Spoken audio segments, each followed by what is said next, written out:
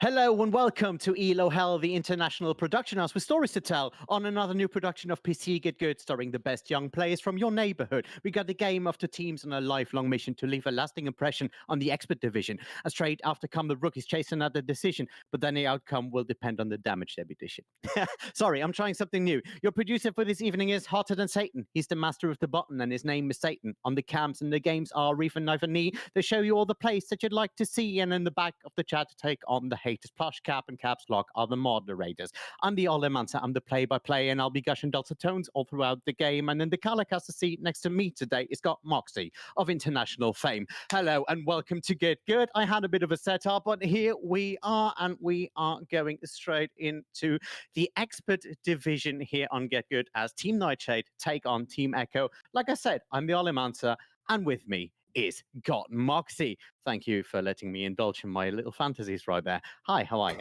I mean, first of all, you've gotta follow that up with a mic drop, surely that was I round can't, of it's a applause, boom. ladies and gentlemen. That was spitting some fire right there, and, sometimes I hate hearing people rhyme. I'm an English major, Ollie, so I do a lot of poetry analysis, and it's just earned its way into my soul that it's a pet peeve, but hey, you didn't make me grimace.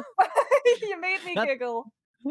that's a good start. That's a very good start. Fantastic. So, we got the expert division up coming up first here. Two teams that are going to be firing in on around 4,300 SR, or is that I might have my numbers wrong. But Cutoff is 4.3K, so yes, this is the best of the best, the creme de la creme of the Get Good tournament, and so we are going to have high expectations for these players, Ollie. It isn't an excuse that patch dropped last week. No, you've got to have adapted to all of these changes that have come on through. Yeah, that's right. And apart from the Genji changes, there's been a lot of little tweaks on the buttons right there that I am looking forward to seeing implemented into, what can only be described as, fairly high range gaming. So, what can we expect today? What do you think? So there has been a sort of shift, but it's not a mountainous one. Sometimes we see that Genji does come in because he is a lot stronger now, and that means that teams, if they want to commit to a dive, instead of going for that hybrid dive that we saw a lot of people go in, where you had half of the team goes Winston and the other half of the team just stays around with the payload. Now you can properly commit onto it, but the echo change, that's one that I think a lot of players are sort of looking at as something that isn't really too impactful, but does change up how Echo plays, because Echo before, when she had that focusing being 20 meters in range, had the luxury of being able to stay just a little bit further away from the fight, which meant she was further away from her counters, people like McCree, things like flashbangs. Now Yeah. with that 60 meters, you have to be a lot closer. And suddenly deciding whether you want to put an Echo in or whether you want to slaughter in for something like Genji becomes a lot harder. The one thing that hasn't changed though, Ollie, and this is why Echo is still insanely strong at the moment, is duplicate. It still lasts 15 seconds, it's still got 650% ultimate charge increase, and it can still win you a team fight on its own. And it should actually. If you want to run an echo, the only reason right now, apart from the damage of that laser, of course, is putting in the work of disrupting the enemy team, and also, of course, being a lot more entertaining than you would expect. Now, the first map up here, Oasis. Personally, I would love to run an echo there if I were a team manager. What do you think about that? Well, Oasis is one of those where we saw a lot of dive coming through, even when dive wasn't traditionally top of the pack, because high ground has always been the real contest of this map, right? So often we've seen Ready teams for go for that battle. high ground fight instead of moving on to the point and having a slug out on the low ground, because whoever controls the high ground controls the tempo of the fight, controls how the enemy moves up against them and towards them. And so whether we see the Echo come in, I'm a little bit doubtful, because now you've got that sort of tweak towards her kit. Farah becomes a bit more of a preference if you want to go for that long range poke. She doesn't have that sort of punishment, Five, she doesn't have to be as four, close as the Echo to pull three, off now, two, and that's That's why we're true. already seeing one. Lazy Giant sitting Round on one. that one. And with Action. Micro on this, well, there goes the McCree on this Tracer, there's going to be a lot of worry for this backline. Chestus is going to be extremely vulnerable. Yeah, I mean, the front line on both sides looking rather similar, but I have to say, you know, with Lazy Giant on that Pharah, I'm sure Emily will have their hands full immediately, so being more or less relegated to keeping that air fight in check. Milky Way already in trouble, but so is Mystery. Mystery already going down as the D.Va main on the D.Va is actually just jumping in and making sure that there's a bit of a tank advantage. Emily, very low, needs to jump back, gets healed up by Yanula, but loses the mech at the end of the day right there. We do see that Pharah, you know, off the edge of the screen, trying to find something as Lemon Squeezy comes in with the double kill, takes that, gets an Emily away, and that should actually clean it up for a nice cap on the first point. Echo don't need to swap up their composition. They're very mobile, and so if you look at what Project Eden are running, their win condition is always going to be that Nanoblade, but who is Lost going to go onto? You can't go towards the Mercy, she's just going to hop away from you. You can't go to the Brigida, you'll find the shield in your face. And so Team Echo, they're sticking with this composition, they're wanting to build up to ultimates, because once Lazy Giant pops like that barrage, there's nothing that Project Eden can do to stop them. That's right, but you have to understand that you can still go through a tank line quite handily with a Genji Blade, and that will give you a big advantage. Speaking of that, Emily already out of mag yet again. Tossy going down though, as Mr. and Emery find their target straight away. Good stick here onto Zerkus, and it does look as if the rest are coming straight on back, and they're recapping. And Zerkus is able to get Rose up into the fight, so the Brigida is still there with the team, still providing that AoE and allowing them to go as aggressively as they are right now, pushing all of Project Eden away from that point and further towards their respawn. The Nanoblade is up for these guys, but once again, it's going to be extremely hard for this Genji to find the value. He can't go into that front line because everyone's just going to jump away from him, and he doesn't really have anyone else he can target towards.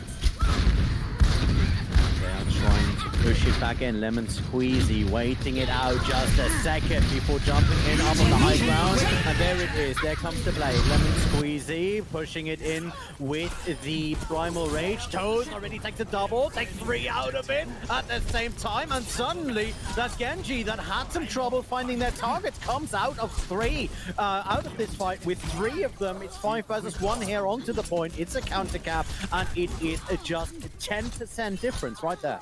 That Nanoblade should not have found the amount of value that it did. You go for the Brigida first of all, that's a dangerous sign. If a Genji goes for Brigida, that Genji should be dead within seconds, but it doesn't happen, and Echo lose the fight because of it. They do have 5 ultimates, soon to be 6 to come into this fight, so if you don't win this next one, you're asking some serious questions because Eden don't have anything to pull back onto. They're not running a Batista, they don't have an Immortality shield to hide behind, and Rally is not going to do anything in a basic signal.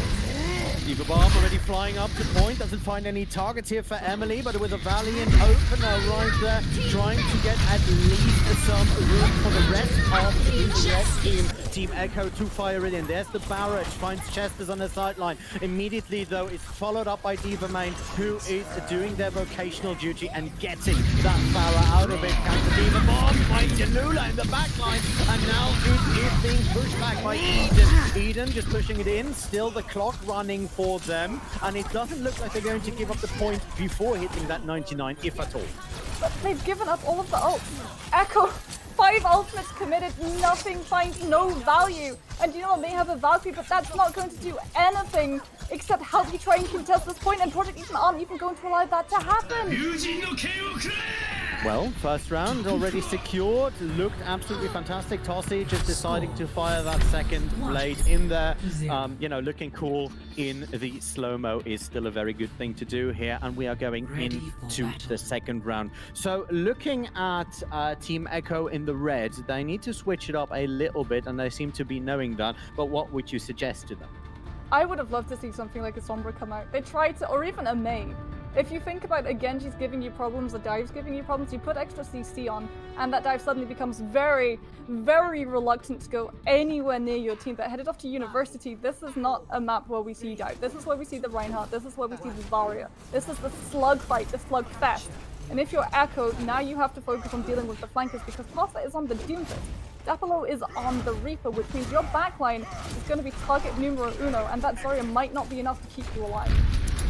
That's right, the backline is the weak spot at this point for the, for Team Eden and Echo. Who names their team like that? Anyway, Lazy Giant already half HP, needs to pull back a slight bit. Mystery and Lemon Squizzy already fighting over it. And Lemon Squizzy uses the headbutting of the Reinhardt there on the point as Emily comes to the rescue with a nice double onto Diva Main and Chesters. And that was a very good cap of the first point.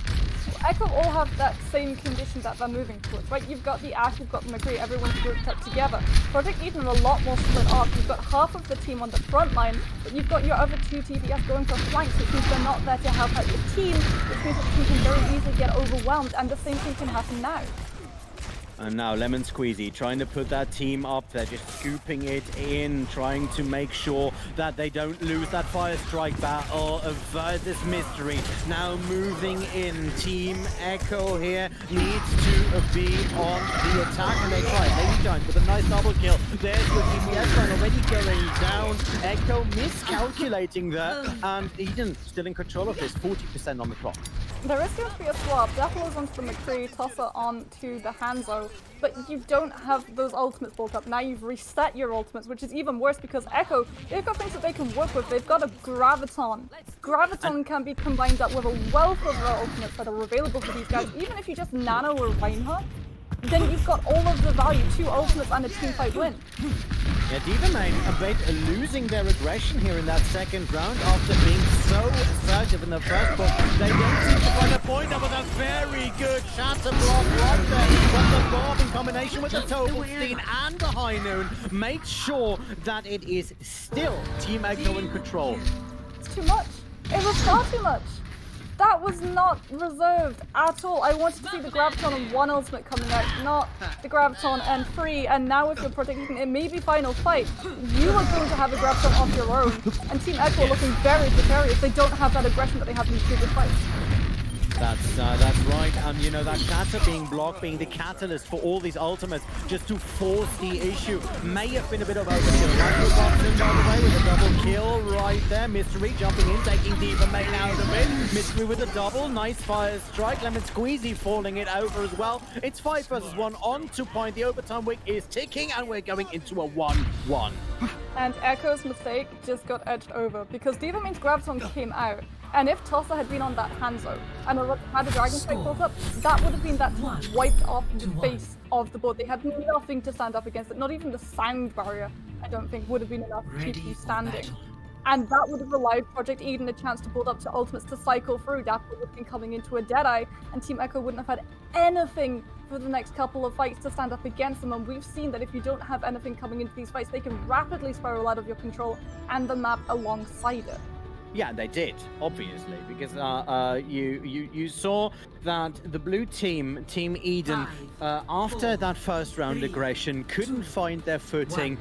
Whenever they tried to move in with their abilities, it was completely scattered, and that way they just, you know, basically gave this map up to Team Echo. It could be that it was a bit of tactics, I don't know, but it did look a bit, well, helpless, to be fair. So we'll see whether or not Team Eden can actually make sure that they can get that aggression back that they showed in the first round, and they seem to be wanting that as Diva Main already jumps up there on the high ground. Tossie coming straight in, good anti-nade on that side as Mystery is trying to keep their team safe and alive. Lemon Squeezy has to pull back, so jumping into 5 people is not good for your health, even if you're a Winston. But we do see that they are in control right now. Eden on Team Blue, finding 2 targets. Micro Buxton, though, earning his money, equalizing, 2 kills out. A damage line once again no longer available for Team Eden straight away as Diva Main jumps in onto Zerkis, and they're taking the point, and they make sure that Echo pulls back. There's no pressure at the moment on Eden's backline. There's pressure on Echoes because the supports are right there in that frontline fight, which means when the dive comes through, it hits them too. But Chester's has just been free to just keep healing the supports, keep healing up the front line, and he's got a nano boost because of it. And we move straight back into Apollo on the back line, finds Lazy Giant, so a big threat off the chest. Chester's, by the way, they're taking down 2 Micro, and Zerkis going down. Tossie now seeing the opening, finds a double kill, and they're cleaning it out. Beautifully played here by Team Eden. The Ana play is huge because not only is Chestis getting free reign to keep that team up and alive, the anti-nades coming through, they're hitting their targets because Echo aren't running that diva. They can't defense matrix the anti-nade away, which means they are denied the healing that Eden have in spades. Emily has a Graviton, Michael Watson has a Dead Eye, and you can try and combine those up, yes, but Parker and Eden, they're going to have a Winston bubble, they're going to have a diva defense matrix, and that is going to just both of those ultimates. And we see already moving up to the high ground. The red team coming in there. Team Echo want to find their target, but there's a primal rage. That moved at least one target away. I don't think anyone actually died of that, but at least got them off that high ground. Tossie with a double kill. Fires into Mystery and Emily, and I think that was all off the back of Lemon Squeezy's primal rage right there.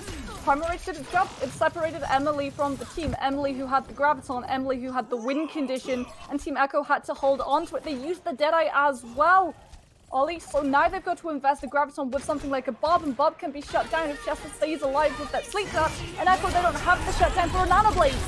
Yeah, Echo need to get in there. Very well done here on the turtle team. That Graviton trying to make that thing going. The Nano going into Tossie, though, finds Yanula on that sideline as Mystery on the other side, so finds Melkaway. The overtime week now running 1 versus 3 onto point. It does look very good for a counter contest at 99%. 2 versus 3 onto the point. Tossie finds Mystery, though, so that will take your tank line up and down the river right there. Emily though, with a double kill. That was a great bomb! Diva May with the triple kill, makes it inside and takes Nightshade onto the first win of the first map. 3K. It got 3 people. Ollie, it picked up 3. It was telegraphed. It was in the very end of the fight. It picked up play of the game, and it got all 3 of the bodies that Echo were relying on keeping that point contested with. Look at this. There's a McCree. Down he goes. There's still a Zarya. And the bubble has been put in too early. So you couldn't self-bubble. You couldn't save your team. They didn't have anything to shield themselves from it.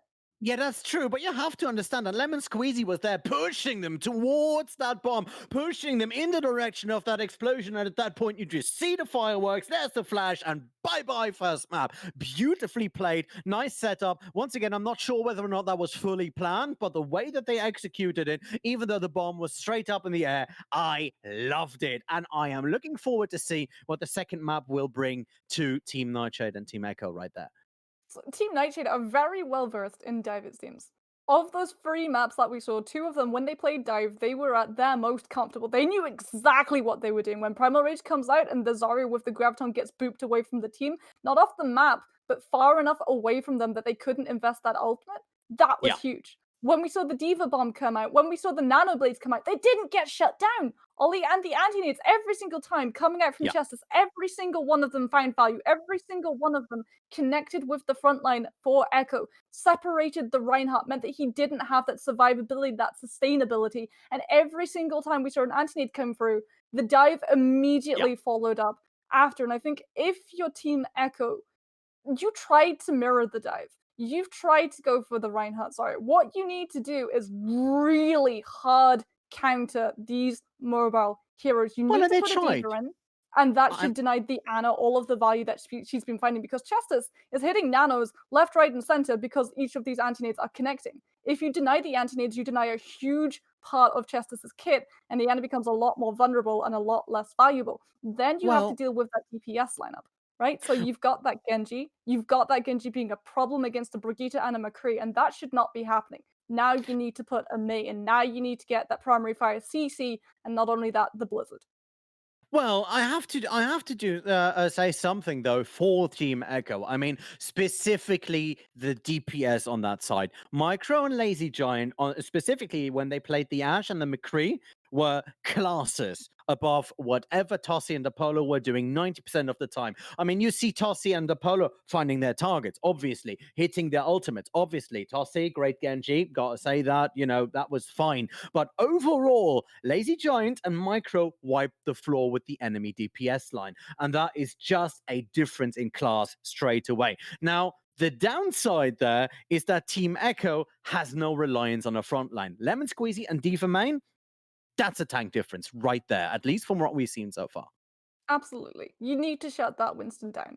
And that, I think, is another thing that you need to deal with. And it's very strange that we say that, because Winston is very vulnerable to a whole host of heroes available in Overwatch. I think next to Hammond, he's probably got the most amount of counters in the game. You can count them off and probably run out of fingers, if we're being honest. So what I would Yeah. adore to see is a Reaper come out.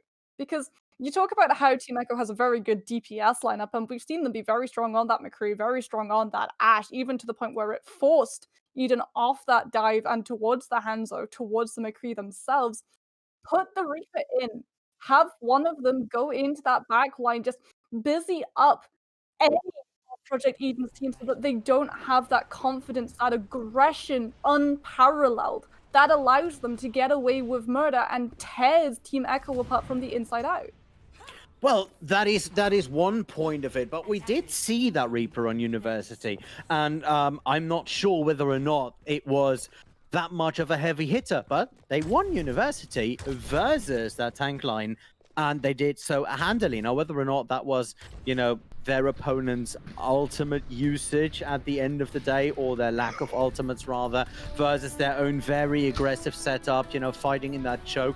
But that Reaper was there, and it had some effect. So we'll see whether or not they can do the same thing in Bella Italia. Right now, as we move straight in on the game. On the attack, the red side this time is, as far as I understand, Team Eden. And we... and we will see whether or not they can fire it in. Tossie already very low right there. Needed to get back to the healers in order to make something happen. And Team Echo trying once again with that Sky superiority. Lazy Giant back on the foul.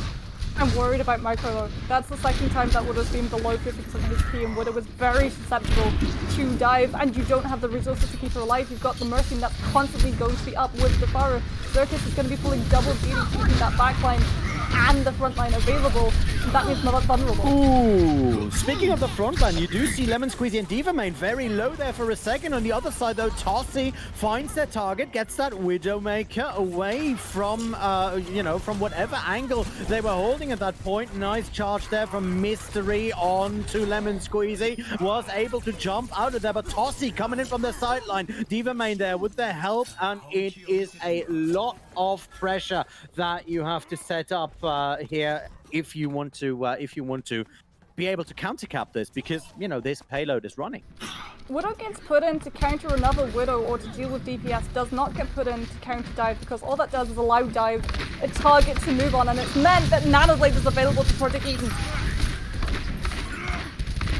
We already see a setup there. Project Eden jumping in indeed. Tossie with that Nanoblade, firing it in. Finally finds a target. It's a Micro Bayugan. But the Polo and Diva Main now have the freedom to move wherever they want, because everyone is just watching that Genji. Beautiful death cap. Echo have tried to put a McCree in to deal with the dive, but it's not enough. A flashbang is not going to be enough, and Zerkis is going to be moving onto the Brigida, but it feels a little bit too late because you've already given up your best card at defending point B. The high ground is firmly in control of Project Eden. As we say that though, Toss is actually going to abandon that one. Lemon Squeeze is still there close to that Primary Rage, having a little bit more survivability if he decides to go for it. And if you're Team Echo, you've only got a McCree standing guard at the steps. Very vulnerable at the moment to split off from his team. And it was hard to see, but Tossie was once again looking for a flank route there. At the end of the day, he gives a bit of a rise to Dapolo, who was able to just jump off of that high ground, go in, and now is harassing the back line. And we do see in Red Team Eden once again just pushing it in. Nice Diva Bomb here by Diva Main, gets Emily out of that, and this is just a lot of pressure being utilized here as this payload just makes sure that you have the cover and the basic healing to push this all the way towards point 2. That Diva Bomb wouldn't have picked up anyone because Mystery's throwing that rank shield, but what does Lemon Squeeze do? He pops Primal. As soon as that bomb comes out, he pops Primal, he goes straight for the Reinhardt, juggles him around, and Emily is away from the shield, gets caught in the blast, and can't put Graviton in to keep that payload moving. And we do see the Cat Mystery is deep in enemy territory, and while around him, Circus and Emily already are being picked off, and we do see that aggression that Lemon Squeezy brings in as they jump straight in. Diva Main already helping out, so is the Polo on that sideline, and we do see that, you know, they're basically pushing their opponents all the way to spawn. That is beautiful, and Team Echo need to figure it out on this point, because this point is defensible if you have a Well, they've got 3 ultimates, they can combine them. That Graviton can be huge, but it only catches 1! Oh, that is an ultimate that will be talked about in post-production, I can tell you. The Polo on the sideline finds Lazy Giants, and Tossie once again going in there with a double dash, finds the 3rd, finds a 4th right away, and that is a blade that you cannot just ignore. That was beautifully set up. 3 minutes 50 on the clock. This payload not stopping for longer than 20 seconds in this entire set. That's a huge time back. I mean, you talk about how that's a blade you can't ignore. Anwi's Graviton, I think that team wants to ignore right now. You had so many things that could have followed up that Graviton. It should have been huge. It could have been huge. They were all clumped up and around, but they went for the Genji. And okay, props, get the Genji. He's got Nano Blade. That's one person, that's one win condition out. You pretty much guarantee that you might have a much better chance of surviving the fight, but the Genji gets grabbed. The Genji does not die. The Graviton could have found Vi just by picking up that one person, but they're not able to follow through on one singular person, Ollie. And we saw what happened immediately after. As soon as that Genji is unleashed, as soon as Tossie gets out of that Graviton, out comes the blade, in goes the Nano, bye-bye goes Echo. Well, you have to say, Tossie is getting a lot of resources put into them, right? You do see whenever he comes around the corner, there is someone at least, you know, fueling this jet back up. And we do see now that they are still not swapping Tossie out of the, you know, off of that Genji. They're sticking with the same setup for the defensive side. What are the odds? What are the chances of this going well for Team Echo? I mean, sorry, if Team Echo continue with not swapping up to the right things, because they tried. Micro went on to the Soldier at that last little bit, but that wasn't enough. Soldier does very little in terms of damage and shield breaking. Yes, he's got a little bit of sustainability, but that's not going to stand up in the face of a Nano Blade. You've still got the McCree that are a little bit more flashbang, and Zerkus on the Zenyatta I like because it means you can shut down those blades with the Transcendence, but you have to survive long enough to build that one up, and that Zen is going to be so vulnerable. Oh, jumping straight in and making sure that something will be dying. It's the Polo and Tossie and the rest of their team just coming up from that high ground and making sure that they set the tone straight away. Lazy's still there, so is Mystery, but both of them going down in the aftermath of that, and that was a quick fight that ended, well, predictably. Well, the Zerkus is onto the Batiste, and this is something I much prefer over the Zenyatta, because you don't have to stay alive long enough to build up a Transcendence, one of the slowest building ultimates in the game. You just have to wait 25 seconds for Immortality Field to come out. And it shows that Team Echo, they do have that flexibility. They are going to keep going with this. Lazy's trying to get a pick on that Reaver, but all he does is charge up ult for Lemon Squeezy. Well, Micro and Lazy just don't have the room to do what they did in the earlier control run, because that front line on Lemon Squeezy and Diva Main is so aggressive. I mean, Team Eden's front line is absolutely popping off. And while I say that, Lemon Squeezy on the Primal Rage already finds Yanua. Micro sets Diva Main off there, but that Winston is still a threat to be reckoned with. Jumps up for a little bit of a second, sets up their DPS for success by setting a bubble in there. Tossie coming in once again with a blade. But wow, that's lost. I'm in the back line. Lazy Giant with the double kill, taking it away. Takes a third out of it, and this payload is still moving, and now it is just crumbling apart. Team Echo on the rise and on the move towards point A. They may have lost their Batiste, but they will be back into the fight a lot faster, and while Tossie is away, all of Team Echo will play. If you're predicting, you do have a rally, you can pop that, get some survivability going, but it's going to be shredded as soon as Mr. puts the super target back. Lazy Giant still on the point, going against Lemon Squeezy yet again, trying to make sure that this Winston has no room, but then changes up to a Diva Main. Diva Main already lost that mech and now is at the mercy of the rest of the team now. Nice try here with the ultimate on the Sigma on that sideline as Lazy Giant is trying to get some room for the rest of the team, but the Polo with a nice double kill still good. Stuck onto Micro. It does look like this payload has been stopped as the Polo picks the third and a fourth one up. This Tracer is not stoppable. Nice try. Lazy Giant with another Death Blossom gets booped away by Milky Way and makes sure that his team remains safe and the payload stationary. Just to set that up, just to slept Micro, the McCree, the one thing that could have stopped Dapolo in their tracks. And Dapolo goes up to the sleeping McCree and pulse bombs him. And then we see a Tracer free reign, completely unleashed. And Team Echo, in a couple of seconds, they're going to be seeing Tosser unleashed. Free reign with another Nano Blade. And Circus, he's going to be going down. The bomb coming in behind the shield, but nice immortality field coming out of that Batiste. Otherwise, that would have been very, very nasty. But Tossi firing it up another one, takes a triple kill, immediately being flanked by Diva Main and Apollo, and they clear it out. It's 45 seconds on the clock, and that means that Echo in the blue team need to think of something or this is over. These setups from Team Eden at the moment. The Diva Bomb coming out to burn Xerxes' immortality field, and only then the blade comes through. No way of shutting it down. Super clean, super nice. Means that Echo have to switch up their entire composition with 22 seconds left on the clock. They're coming into this with no ultimate, Ollie.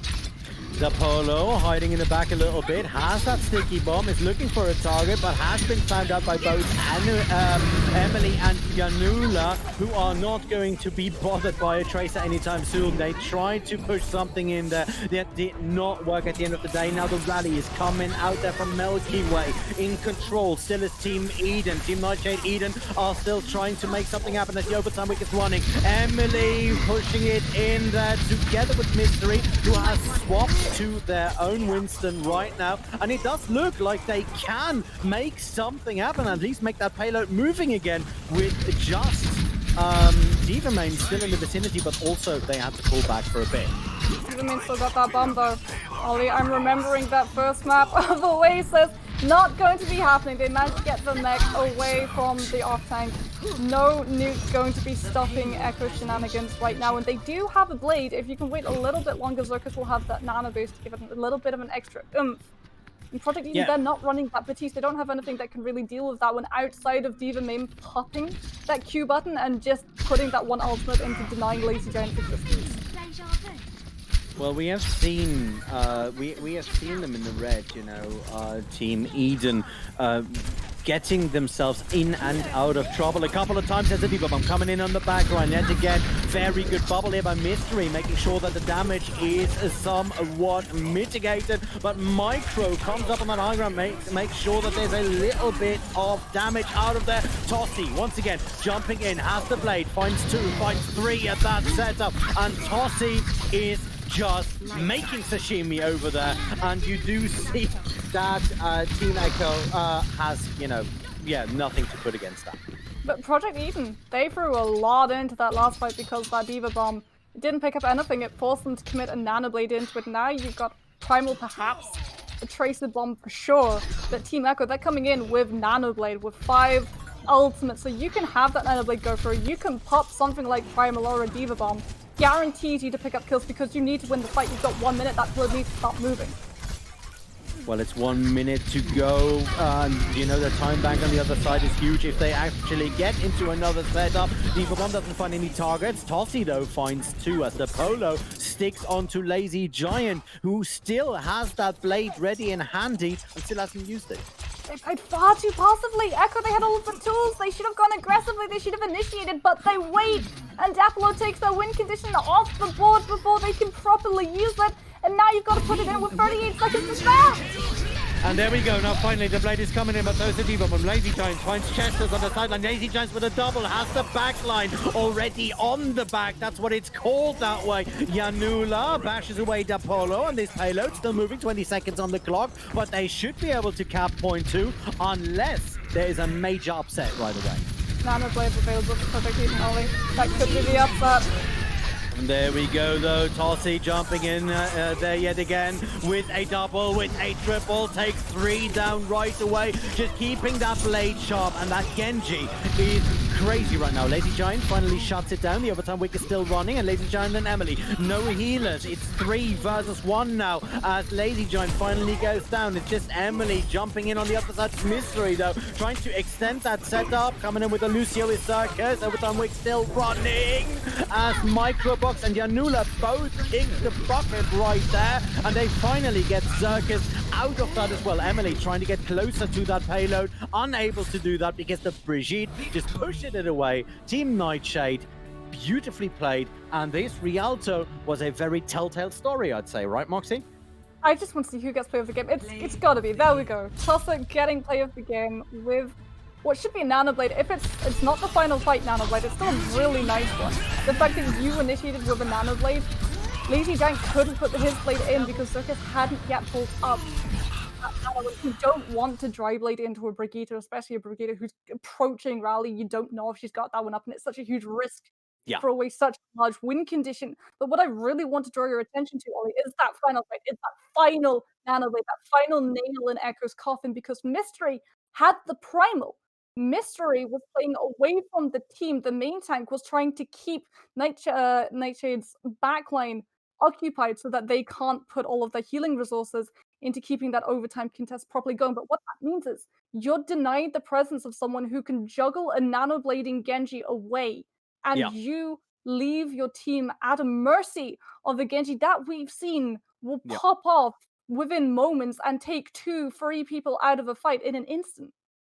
Yeah, I must say, the way that Tossi is literally tossing himself all over this battlefield is crazy. You just see a straight line between player A and player B, and they just fly straight from A to B, killing both of them in their wake, and then having enough time on their blade to take down 3, maybe 4, is just showing that Tossi is not being in any way pressured, in any way contested. And that is something you need to figure out when you're on Team Echo. That is something you need to figure out, especially at this SR level, that you have this player there and this instrumental player that gets so many resources pumped into them. If you take them out, you're good, you're golden. That will happen. So we'll see. We'll see. What will happen on the next map. And I believe we are going. I don't know what's the next map. I think.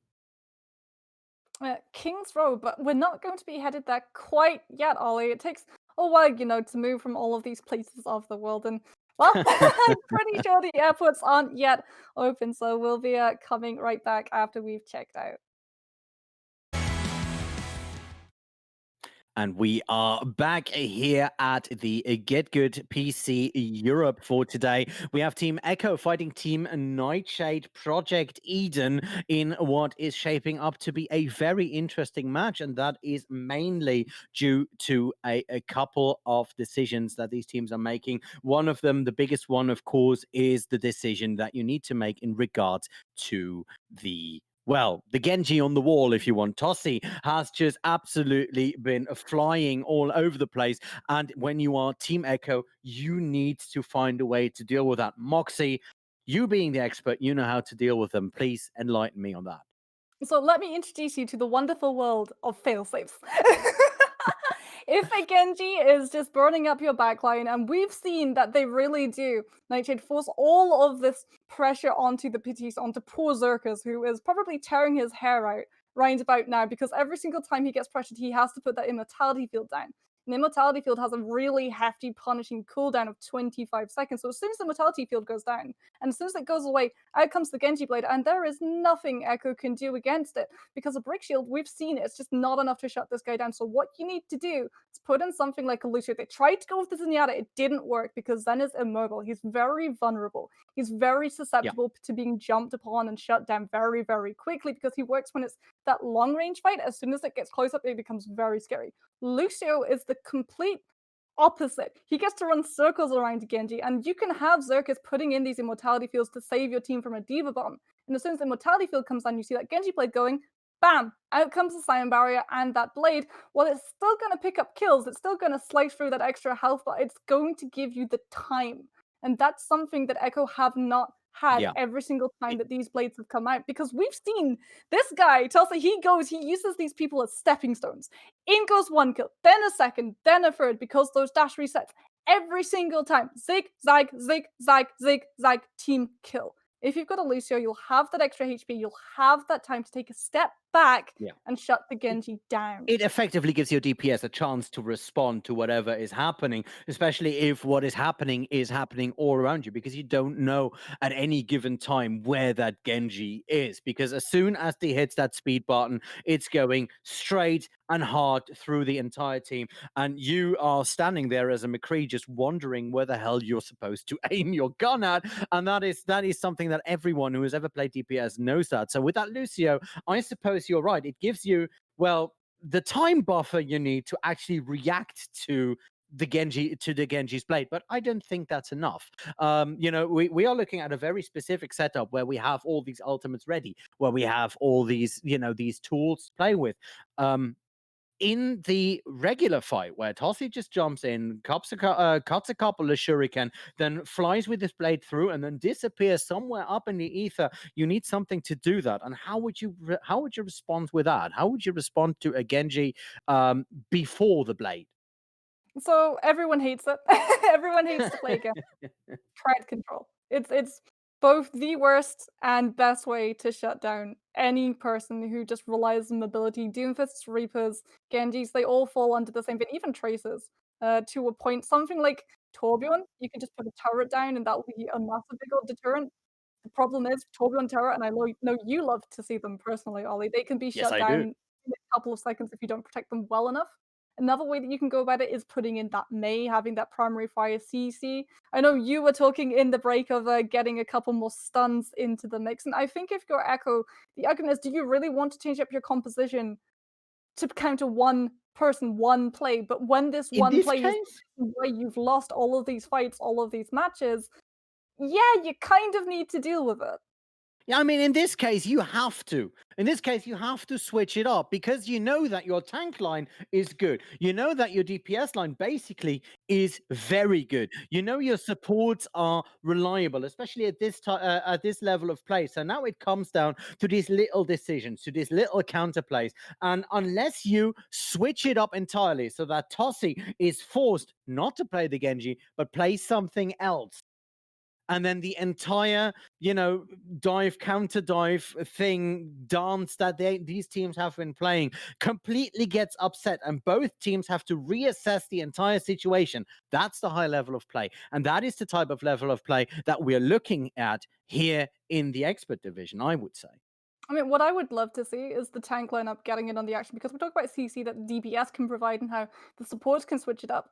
What I would adore to see coming out from Echo when these spawn doors open is an Orisa Hog combination. Halt hooks. Genji cannot survive them. Genji cannot stand up to them. He may have deflect. He may even have the luxury of being able to manually cancel Oh yeah, deflect. and we are But going into the perfect map for that as well, to be absolutely, fair. you can burn that one out. It's an ability, it has a cooldown like every other ability, and if you're defending on King's Row, higher ground becomes extremely valuable, and we see a lot of defending teams go in, opt in not for the Roadhog alongside the Orisa, but for something like a Sigma or a Reinhardt, but a Sigma and a Reinhardt, I fear, is not going to be enough to shut down Well, Nightshade's mobility, no, and so not you unless need to you have. Yeah, not unless you have an absolute sniper on the accretion, because the rock to the face will kill any Genji, but you have to hit it first, and that's quite difficult. Yeah, and he's just going to use that moment against you as well, because you're very vulnerable and it's very much telegraphed. And if a Genji has a dash or even a double jump, he's just gonna slightly meander out of the way and your rock is gone. One of your best bets at CCing him down into the ground is gone. I would love to see a Roadhog. It Yeah. has that very negative fallback though, of a Roadhog, if he's not finding value with the hooks, just becomes an ultimate battery, and that's the risk. You have to have that high risk, high reward, because if you're able to get the Halt hook combination going, Tossa is not going to be able to stay onto that Genji. If you muck up, if the hooks don't find value, then you immediately need to swap off that composition. Otherwise, this guy will have played every single fight. Yes, yes, and we've seen exactly that happen, especially if you put a Roadhog up there. That's a lot of ultimate that you can take off a couple of shuriken, and I am sure that that is, a risk that you need to assess beforehand. But in this case, maybe a risk that you need to be willing to take. So we're running into King's Row, where Team Nightshade is taking on Team Echo. Team Nightshade, once again, in the red side, and on the blue side is Team Echo. So talking attacking side, apart from that Genji that we will most likely keep seeing, what can we expect? Well, it's a strange one, isn't it? Because King's Row has always been known for that Reinhardt, that Zarya, that death ball that barrels on over teams, but as of late, we've seen this very sort of revival of dive on the attacking side where you can just try and take the high ground. We've even seen some very strange but hilarious Symmetra teleport strategies. When they work, you can negate that first choke entirely by just teleporting your team up to that cinema and then swapping off onto something that can join them like a Doomfist, like a Reaper. But I want to look at this defending side because we said we wanted to see the Orisa. We said that we wanted to see the Roadhog. We don't get the Roadhog, we get one that we wanted. What do we think of this Bastion? Because this is a bunker. This is a bunker that can be extremely strong when it's far away, but as soon as you get close, this bunker is going to lose all of its value, and that Bastion is going to be very susceptible to death. That's right, but putting it up right there, you have the opportunity to fight off all three angles. In the off angle, you do see a try from Lazy Giant. Chester, though, finds them right there on that Zenyatta, and we do see a bit of a setup right there. Fires it straight in there. Good accretion hold there on the side. That bunker doing their job absolutely beautifully, and we are just firing it in. Though they're taking up the high ground. Look at that. We already see that Team Hayden just jumping it straight in as Divaman and Tossie find their respective targets. So that bunker not far enough inside and thereby very, very vulnerable. First third already capped, and it does not look as if the blue team can and do actually anything against that or anything to counter it. Bunker should not have been on the low ground because that just leaves high ground free real estate for Eden, who move on over, who take up the high ground. It may take them a little bit longer to actually get there, but once they're there, there's nothing you can do to shut them down. And now Team Echo, they're forced to move up their composition. They've lost the chance to defend it choke, one of the best places to stop a payload in its tracks on King's Row. Xerxes is coming into an amplification matrix. Unila is going to have a nano boost, but you don't have a nano boost target. You don't have that traditional Reinhardt that you want to see with the hammer swinging. I mean, it's probably going to be the second best chance at it, but she's got to build up that charge, having only just swapped onto the Zarya.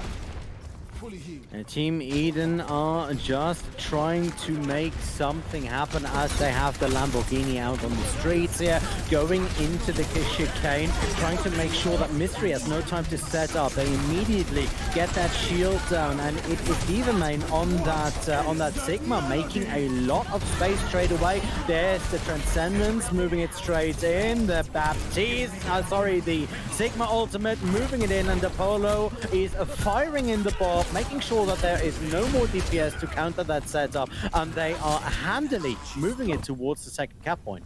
There's a nice anti-nade as well, but no one is there from Echo to capitalize on it, and Eden win that next fight off pretty easily. They lost the Batiste, but they were still able to win the fight, Ollie. They still had that Zenyatta around with that Discord, with that 30% increased damage that everyone's head finds themselves taking. Nila's still sitting on this nano boost. Emily's off onto the Sigma, but again, it's just not that Reinhardt. You can't have that aggression that Reinhardt provides to move forward and get the space you need at this point. Yeah, and we do see that, there is no Genji on the board right now, but Team Echo still struggling to make sure that they can set something up. Tossie with the Danger Noodles firing it onto Lazy Giant. Mystery going down there as well because they couldn't relocate themselves quickly enough. The only one who is consistently hitting their shots and making sure that there is some fighting chance is Micro, and we've seen that from Control all the way through the payload and into the hybrid map. And this is just like a knife through butter. It just fires it in. 4-minute 41. Crazy amount of time in the bank once again. Micro may have been the only one really hitting their shots and giving the pressure, but they weren't given the space that a Widowmaker needs, right? We saw from the positioning how that Widowmaker held at the spawn doors, not on the high ground, not controlling the space, not commanding the respect of the enemy that a Widowmaker should be getting, because she couldn't. DePolo was there on the high ground, Tossel was there, Hanzo and Ash, both moving, both flexible, both providing that mobility of a composition that Echo simply did not have. Other than that Widowmaker, they didn't have presence on the high ground. They only had Narissa, a Sigma, the Ana, this and the other. They can't traverse the space as freely as the composition that Eden were running with. And so they could just move into all of these places that Echo could not reach, couldn't even dream of reaching, and they lost C because of it. The map architecture that should have been in their favor, they weren't able to control it, and it turned against them. Well, I have to honestly say, you know, looking at the chances that Team Echo have right now to equalize this time, they are not very high unless they completely set up their mindset. I think they have been tilted somewhere on Rialto in the meantime, where they have lost their aggression, where they have lost their coherency as a unit to move forward. And I am sincerely hoping that they can find it back and give us a proper fight. Otherwise, this will be over quickly. Mystery's on the Reinhardt, but you don't have that Lucio, you don't have that speed boost. You do have Zerkus on the Brigida, so a bit more aggression going through. But look at where Eden are at the moment. They're taking up the high ground. They're going to make it extremely difficult for Echo to move on to point, because best bet is going to have to move on to point and force Eden to drop off the high ground and engaging them, otherwise they're going to lose hits. I mean, Echo checking into the hotel here and making sure that they can maybe get the first third before they even jump down. No, Lemon Squeezy going in with a very risky play, just moving straight on in there. But knows he has the backup of Milky Way, who is in that hallway with an Immortality Field, making sure that the healing is still going in there. Lemon Squeezy going down way too late as Emily is able to open it up, though. Mystery onto Chester's, and it does look as if the cap could come rather quickly. Diva Main is still on there, brawling with the best of them straight away after taking a lot of damage from that DPS line. Finally getting down to a bit of a fire strike. The second third should be capping up right now, but Micro is able to set up, finally get Tossie off of that Hanzo, and we do see a car coming out of the garage now. Eden, they tried to have the best of both worlds. They tried to take both the high ground and the low ground, which meant that they were split and meant that they were behind in numbers that Echo had in spades. But now Eden are fighting all together. They're up on this high ground. They are not allowing Echo to really move away from that payload to try and poke their heads. Otherwise, you're just going to have Tossel waiting to send that Dragonflight through. And Lemon Squeezy on this Larissa is going to be extremely volatile, because you have that whole ability. You can pull all of Echo into the damage. Yeah, Lemon Squeezy setting up the success of the team. There's a danger neural. The Dragon Strike coming straight in there. Doesn't really find a lot of targets, even though Emily finally goes down. Milky Way on the sideline is remembering that the Baptiste also has a primary weapon, using that to full effect as Tossie and Lemon Squeezy find their target straight away. Nightshade showing that a high ground play is definitely the best play. You need a Lucio if you're Echo. You've got the rally, you need to pop it, come in aggressively to use this, and then you need to swap onto the Lucio, because if you don't have that speed boost, Mystery Shield is going to be down within seconds of showing his face. And then the team are going to take so much damage before they even get into the fight that they've lost it before it even properly begins. I know some color casters that will usually use the Lucio as a solution for everything. Now, I know you are not one of them, and in this case, you are absolutely right. Mystery needs to get close to their enemy. We know that since Ghost, that the Lucio is an instrumental point in that. They're taking up the high ground now, though. The rally moving in, so it's the Dragon Strike, and we do see Team Echo with a nice setup of a fight, but there's the Transcendence, making sure that the entirety of Nightshade is still awake, is still there. The ultimate coming out of that Sigma, not doing as much damage as one would have hoped. Mystery very low, finally going down. There's a Tobelstein on to Tossie. Nice setup by Emily with the double kill. Lazy Giant follows it up as well. Lots of damage here out of Team Echo. Finally, they take down Milky Man, but they more or less forgot about the payload just in order to win that fight. 3 minutes on the clock. It took so much as well, Ollie. It took so many ultimates from that team to keep it moving. And you've got an Infrasight, sure, but all Micro is going to be finding, even when that ultimate gets popped, is double shielding. And you don't want to be on that flank. You don't want to risk exposing yourself away from your team because we've seen Tough and Dappler will take advantage of it. And they'll pick you off in a heartbeat. And look at what Echo are doing right now. One is spread entirely away from the team. It's the Brigida, and Zerkus is going in alone. And there we go, another Dragon Strike now moving it in. Tossie and Chester's finding their targets straight away after a hold. The Polo following it up with a double kill after that, and that is cleanup duty. 2 minute 40 on the clock, and we do see Eden once again putting the hurt on Echo. Where was Zerkus going? Zerkus was going in a very strange direction all the way around the back and didn't find nothing, didn't even have the rally open. Ollie involuntarily split himself away from the team, voluntarily deprived them of that AoE healing. Yeah, we did see that all of that being initiated by a very good hold. Lemon Squeezy being able to hold the entire team in a direction where the DPS can do some proper damage, especially on those mid to long range. The Polo and Tossie finding those targets straight there.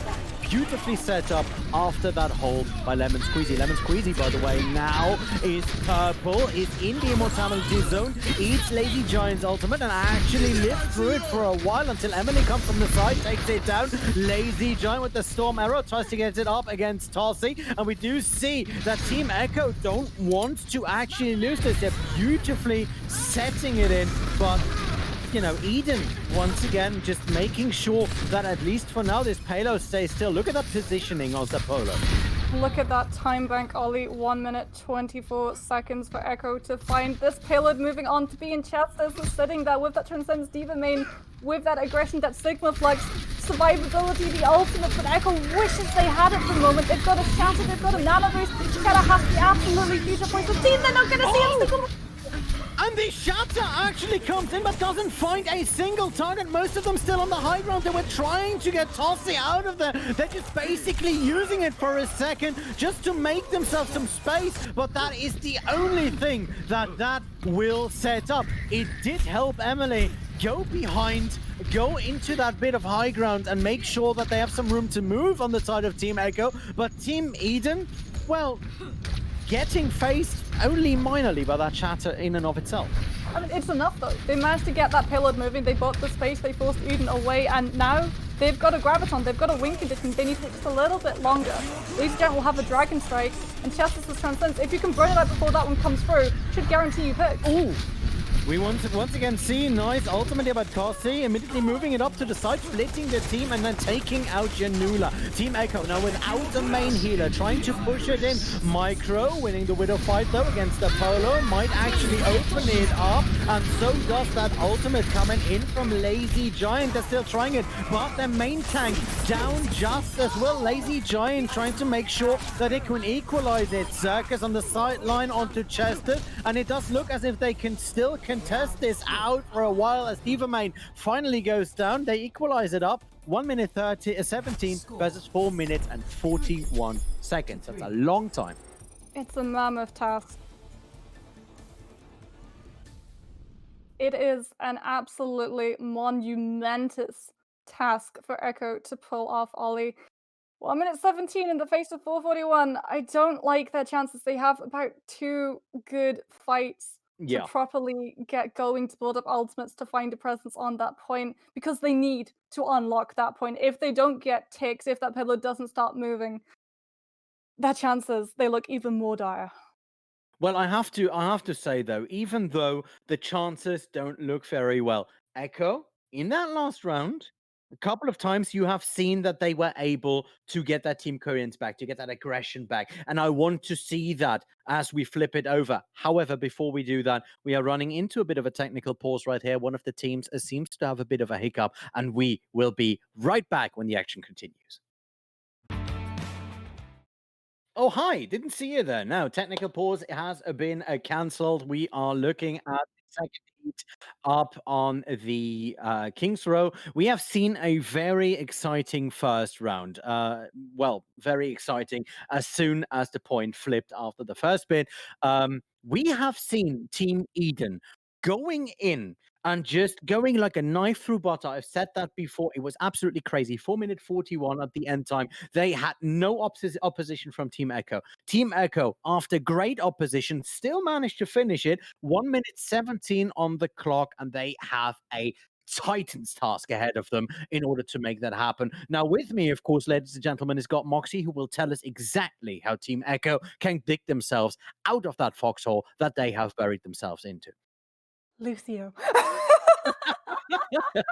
Just put it up in neon lights, underlined in bold. I've been looking through the team sheets as well for Team Echo, and Xerxes, who's been playing the Brigitte in the past couple of rounds. Their most played hero for the team is apparently a tie-up between Lucio and Reinhardt. And if you've got 1 minute, 17 seconds to work with, if you need to get onto a point fast enough, then you need to have that speed boost behind you, right? You want to have that Reinhardt. You need to get into the action as fast as possible because if you delay, we've seen Eden, they go for poke battles. They wear you down before the fight starts so that they have a huge advantage when the bullets actually start hailing down and the hammers get close enough to swing. If you've got a Lucio, you deny all of that, and that means you've got a much better chance yourself, and you've denied a whole heck of a lot of ultimate charge for your enemy. Yeah, also, you have the issue where Team Echo consistently had to run against a lot. I mean, an awful lot of poke damage just flying left and right from that mid-range DPS setup with the Ashe, with the Hanzo. That is a lot of shield popping power, especially on that Hanzo.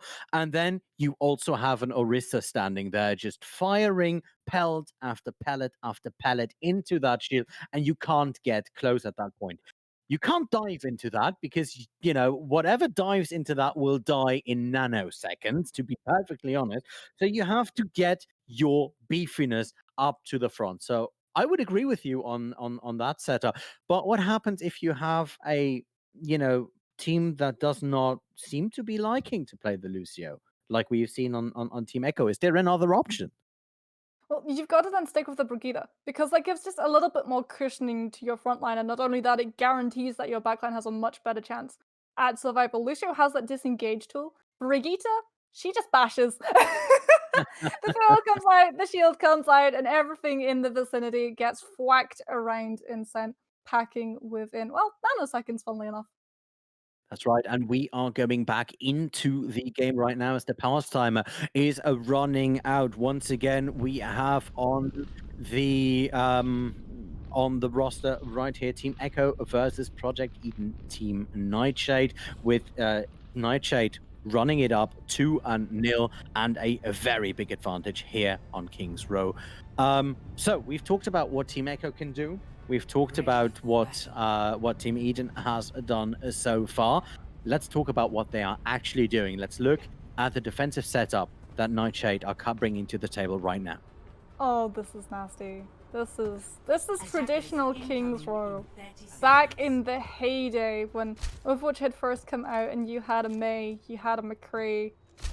This is Project CC is what this is. You're not going to be able to get through this choke. It's going to be the hardest task, especially with where they're holding up as well, just waiting in hotel, all to pour out and meet you as you pass those gates, which are looking decidedly less pearly, but give it a couple of seconds, we might see some clouds floating around in just a little bit, because Team Echo, they don't have anything to traverse it, right? Micro's going to be there on that high ground trying to find a pick with that Widowmaker. Yeah. But even then, you're just not going to have the pressure to help your front line. Oh, that front line already set up. Nice pin though onto Chesters. They are losing their main support, and immediately Lazy Giant and Micro find their respective targets. Lemon Squeezy was able to take Xerxes down, but right now Team Echo going for that fight and making sure that there is over before it started. You can have the nastiest May walls, but the follow-up was absolutely under pressured. Well, the Maywall was good, but unfortunately it wasn't great. It cut the team off, but it cut them off in a half, not one person! Like, it's just out Mystery on that! Mystery this time losing the charge fight to Lemon Squeezy. They butted heads, and at that point, when life gives you Lemon Squeezy, you get stomped into the wall, and that's exactly what happened. Beautiful setup here. So a bit of a stall right here as Mystery needs to come back from the bed. That is the respawn setup. Already Nightshade making sure that they can fight around that corner. Mystery charging straight in there. Good shatter, making a lot of damage. Great follow-up on the anti-nate laser giant, finding the first setup, and you do see Team Echo with a bit of fight, with a bit of spunk right there, and they are coming back and bringing this thing through the overtime, but they have a long way to go, even if this is the kind of fight that I want to see. And it's overtime, Ollie, which means they can't step away, they can't disengage, which means Eden, they get to bank up ultimates and put them in one final Hail Mary of a fight, and in a couple of minutes, it's going to be a hailstorm. Daplo is coming towards this blizzard, and Team Echo, they don't have the Lucio that we wanted to see. Ollie, they don't even have Zirkus on the Batiste, they've got nothing to save the Cold. That's right, the wall is there. Mystery already antied in the wall. There's a double sin on the sideline, trying to hold Team Eden away. Diva Bomb coming in from behind! That is crazy! That is a triple out of the blizzard, just firing it out. End of story.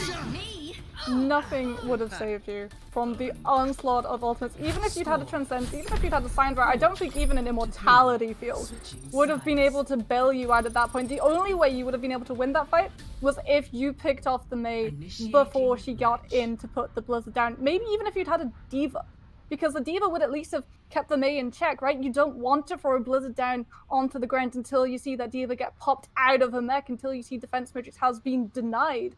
But you ran the Zarya, you ran for the aggression, you wanted to split up to a Graviton, and it worked! You managed to get a Graviton out, but you didn't have anything to combine it with. You didn't get that follow-up going through, because Dapalo, that Mei, not only did they have the biggest of Blizzards, they walled the Graviton. So even though the team got caught in it, no damage goes through the Mei wall. And I'm still reeling from a little bit of an epileptic shock. You have all the pretty lights there, right? First, the double sync comes in. They immediately offer it as a return with a Blizzard and a Diva Bomb coming in, just being bowled past that payload into three, basically frozen Echo teammates, and it's just bam, end of story. Nice try, and ready to go home, sent home in very, very small packages. Beautifully set up right here. And remember, this is now the moment where the time bank is going to make a huge difference. And remember, this is match point. Echo need to win this map, otherwise this series will be over on a 3-0. 4 minutes 30 seconds they have to hold. They do have that Zarya, they do have that win condition off the Graviton. What they don't have, if you're Eden, is a Mei. That's right, the Polo is, it's being split off by its own wall, and it's being picked up by Mystery there for a second. So that meant for that you are standing there and trying to defend without that Mei. However, the rest of their team able to, just pick up at least one kill, bit of ult charge, and they have all the time in the world right now. I'm worried though. Echo's front line is looking very weak. They don't have that Reinhardt there, and Eden are looking to capitalize. He's able to get back just in time, Ollie. Nice eat on the side there of Diva Main. Is able to get that, deny that fire strike, and is therefore able to deny, that early time shatter. Micro though, with a triple Widowmaker popping off. Diva Main on the other side, making sure that something is happening. But Micro once again, first he blows me away when he plays McCree on control map, and now this Widowmaker play, beautiful. Game 4.8 is a Widowmaker's playground. What? It is for Yanola right now. It's hell on earth. Out goes Sienna. No protection from the team. That's right, and there we go. Once again, Dragon Strike coming in there from the hotel. You do see that the hotel has some beautiful noodles. Micro finally being found there by Diva Main up on that high ground, and now the pressure is back on. It is 3 minutes on the clock. The first third is already capped, and the second third following it in, and this is just a reset for Team Echo, and they need to hold in the chicane for 2 minutes and 50 seconds. That's crazy. They need to hold closer than chicane, if we're being honest. They need to hold right where Eden's standing right now, but they can't. They have to respect the fact that Daplo on this Mei has brought up the Blizzard, has brought up the ultimate that scuppered this team's push in that last fight, and they still don't have that Diva early. They still don't have anything to deal with it when it comes on through. Well, we do see Team Echo taking the touristic route all the way up there in that window, and they're just apparently chilling. No! That was a nice shot by Mystery, but immediately you see that defensive wall coming straight in there. Not a lot of follow-up on that as Lazy Giants and Circus already go down. That was a nice try on Mystery's side, but good response. Eden in absolute control of this, and the payload still on the move. And Oh, that's the look at difference between Janula these being teams. staggered for ages. There's a difference between these teams, right? Eden have those places where they can respond. They've got that Blizzard, they've got things like Sign Barrier, so when Echo go for the aggression, when they go for that back shatter, they can react. Echo don't have that. Now Yunola's onto the Lucio, has to go onto the Lucio to get the team there, rallied around that contest, but they don't have the Sign Barrier, they don't have the sustain that a Sign Barrier provides the entire team. Yeah, and Melky-Way, who has been on that Lucio for a while now, first of all, to get Lemon Squeezy into position, and second of all, to, get a bit of AoE healing. Now fires that sound barrier in there, make sure that the ult storm out of Team Echo is just a meek kitten's pat rather than the cat's claws, as it should have been. Mystery with a double takes down 3 at this point. Team Echo stabilizing this, but it did look hairy for them for quite a while. And now, rather than staggering Diva main, they just send them back to the spawn. Lazy Giant is actually going to go on to the Echo. So off the Torbjorn, Molten Core did its job. It pushed Eden away from the payload into the street space, into the waiting jaws of Team Echo. And now you will have a lot of mobility being able to travel between the high ground and the low ground, and you need to have that, because Diva main on that Diva and Tossa on that Hanzo means that you are going to have control of both of these places. If you're Eden, you need to have something to contest the area of space, otherwise Eden will just use it to their advantage and chew you out. Yeah, and with that Lucio, they are just rotating the long way around. Lemon Squeezy already taken up Mystery, who tried to shatter but was unable to get past Lemon Squeezy's shield. And this is just cleanup duty right now. This is Team Eden showing what a coordinated push can actually be. We see Micro waving on the high ground as Diva main fires in the fireworks. And that is the 3-0 going into Team Nightshade there. Echo came alive though. I would say King's Row that last round was their best map. They managed to stand toe-to-toe with Eden in a couple of these fights. Emily even gets to pick up play of the game. No Genji Blades this time around. Ollie, it's a really nice Graviton. Digress picks up so many of them. Yeah, and it picks up 4, takes down 3, and at the end of the day, him and Lazy Giant make sure that something was still suspended, at least for a little while. Yeah, that was a crazy game we've just seen. We have seen aggression from Team Echo. We have seen some crazy plays by them as well. That shatter could have gone completely different there for Mystery. So I applaud that. I love a good stealth Reinhardt. That is molto bene. But it did not work at the end of the day because Nightshade, Project Eden were there when they had to be. They rotated when they needed to. They pulled back when they were forced to, and it was just beautifully executed. So to all the people who are going to be playing in the rookie division in a little bit, I hope you took notes because this was a must. Right away. Please play Diva. that's the only thing. If Echo go back and watch the VODs, there were a couple of places where they could have swapped their composition up if they'd had a Lucio, if they'd had a Diva, because you talk about how Lucio really enables a Reinhardt.